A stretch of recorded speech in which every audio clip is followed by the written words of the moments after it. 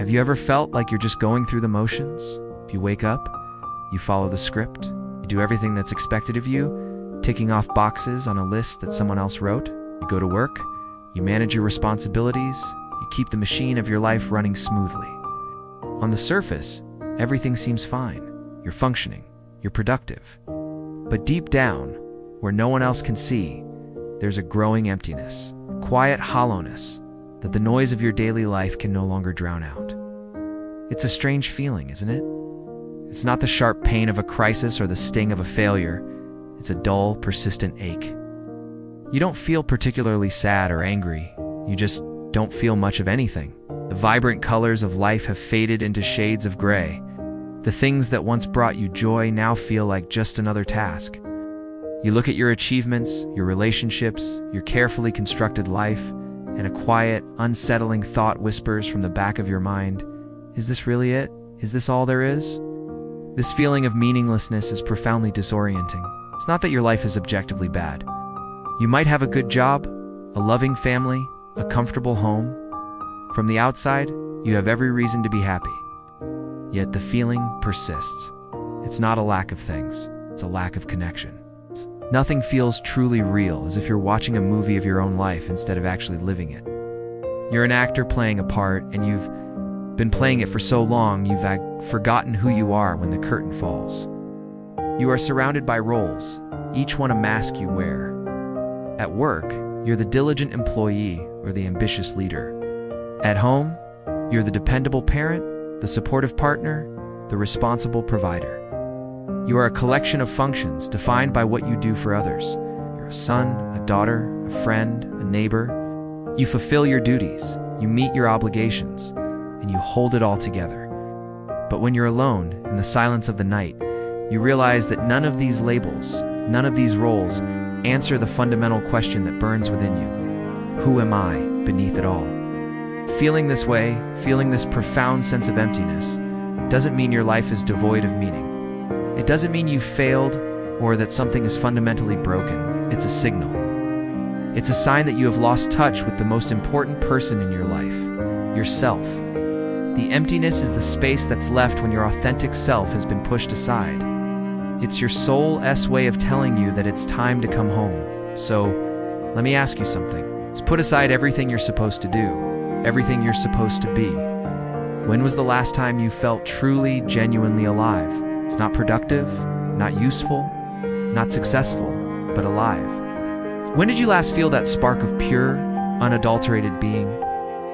This disconnect, this loss of self, didn't happen overnight. It was a gradual erosion, a slow and quiet process.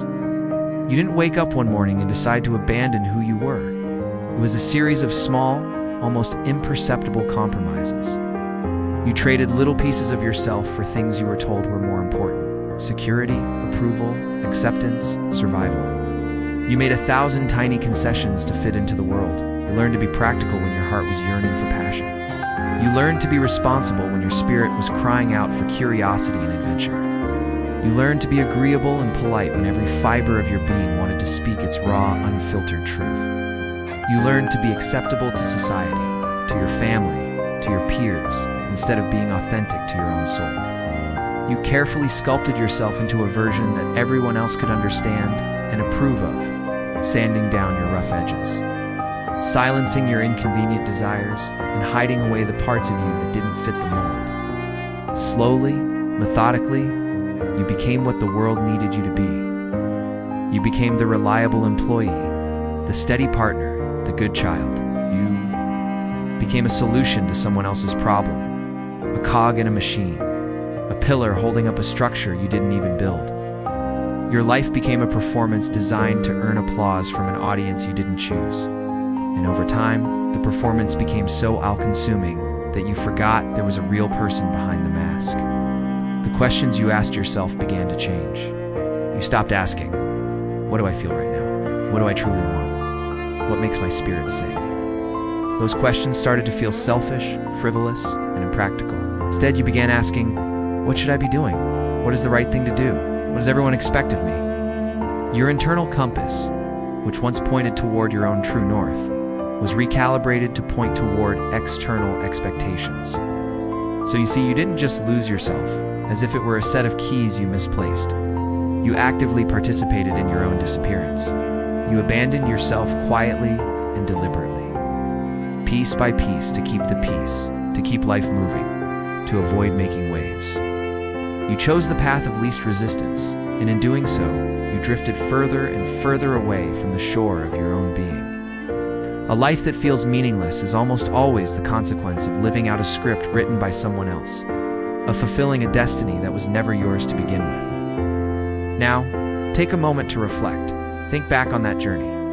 Which part of yourself did you silence to fit in? What passion, what quirk, what truth did you bury because you were afraid it was too much, too different, or not good enough? Just for a moment, let's strip everything away. Imagine yourself standing in an empty space, free from all the labels that define you. There is no job title floating above your head. There are no responsibilities weighing on your shoulders. The names you answer to, parent, spouse, employee, friend, are all temporarily suspended. No one needs anything from you. No one is watching. No one is judging. There are no expectations to meet, no roles to perform. It's just you in the quiet. Who are you then? When you are not your job, not your achievements, not your relationship status, not your obligations, who is the person that remains? What is left when all the external identifiers are gone? This can be a terrifying question because for so long we've used those labels as a shield, as a substitute for a true identity. Let your mind wander in this space of freedom. What do you genuinely care about when no one is watching? What thoughts occupy your mind when you're not planning your next move or worrying about your to-do list? What activities bring a sense of calm and contentment to your soul, not because they are productive, but simply because they feel good? What sparks that old, forgotten sense of curiosity, that childlike wonder about the world? What makes you feel inquisitive again? Your true self, the essence of who you are, is not loud or dramatic, doesn't demand the spotlight. It's often quiet, subtle, and gentle. It's been buried under years of noise, the noise of other people's opinions, society's demands, of your own inner critic. It has been drowned out by the constant pressure to be more, do more, and achieve more. But it hasn't disappeared. It's still there. It's been waiting patiently. It's not waiting for you to achieve a certain level of success. It's not waiting for you to earn a certain amount of money or receive validation from the outside world. It's not waiting for you to become perfect. It's simply waiting for your attention.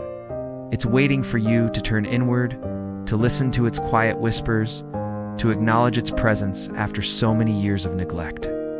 Here is a profound truth to hold on to. Your identity is not your role. Your worth is not measured by your productivity. You are not the sum of your accomplishments or the total of your responsibilities. You are something much deeper, much more essential than that. Your being is enough. Your existence has inherent value, separate from anything you do or produce. So I ask you again, in this quiet, empty space, without your titles and your roles, who are you? Who are you really? The search for meaning is not an external quest. You won't find it by chasing more and more money, more success, more possessions, more experiences. Chasing more will only leave you more exhausted and more empty. You find meaning not by adding, but by subtracting. You find it by remembering what you have forgotten. You find it by slowing down enough to hear your own thoughts. You find it by listening to the subtle language of your body and your emotions. You find it by giving yourself permission to feel again the joy, the sadness, the anger, the wonder, without judgment. Meaning is not some grand, elusive treasure you have to discover.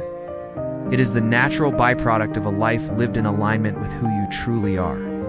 It's the feeling of wholeness that comes when your actions in the outer world match the truth of your inner world. You don't need to quit your job, leave your family, or orchestrate a dramatic reinvention of your entire life overnight. That's just another form of running.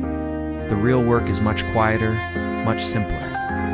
You just need to stop running away from yourself.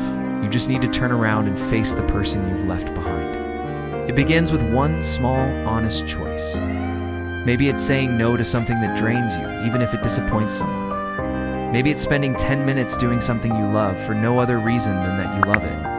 It begins with one quiet moment of stillness, where you just sit and breathe and listen to what's happening inside you.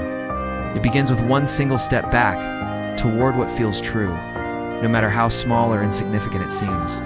That is how the light starts to come back in. That is how life starts to feel rich and textured and meaningful again. Not through a sudden, dramatic revelation, but through a series of small, intentional acts of self-reconnection. It's a gentle return, a quiet homecoming. The final message I want to leave you with is this: your life is not meaningless.